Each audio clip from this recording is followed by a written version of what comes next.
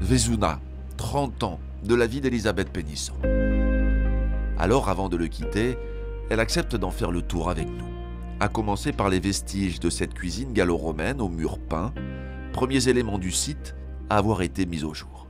C'était la première fois qu'en France, ça ce sont les anciens archéologues qui m'ont expliqué, qu'on découvrait en place sur un site archéologique des peintures murales et qu'on a été confronté à ce problème de conservation. Et puis pour Périgueux, pour notre région, c'est aussi quelque chose d'exceptionnel. Bien sûr, on n'est pas à Pompéi.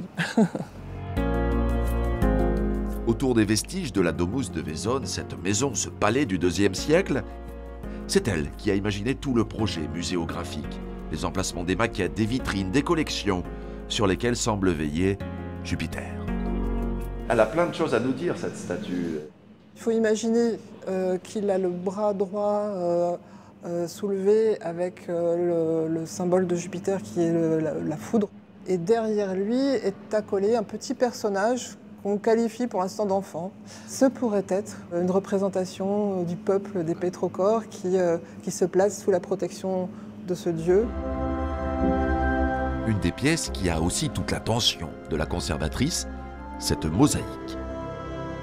C'est un très beau décor de mosaïque très caractéristique de ce qui se faisait dans la région.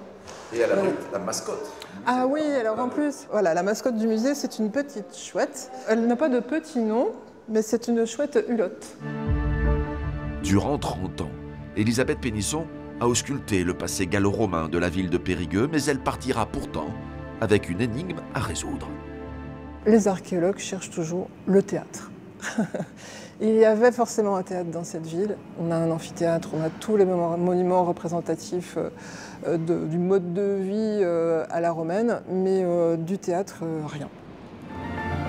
Avec 40 000 visiteurs annuels, Vezuna est un atout majeur pour la ville de Périgueux. Mission parfaitement accomplie pour celle qui l'aura lancée.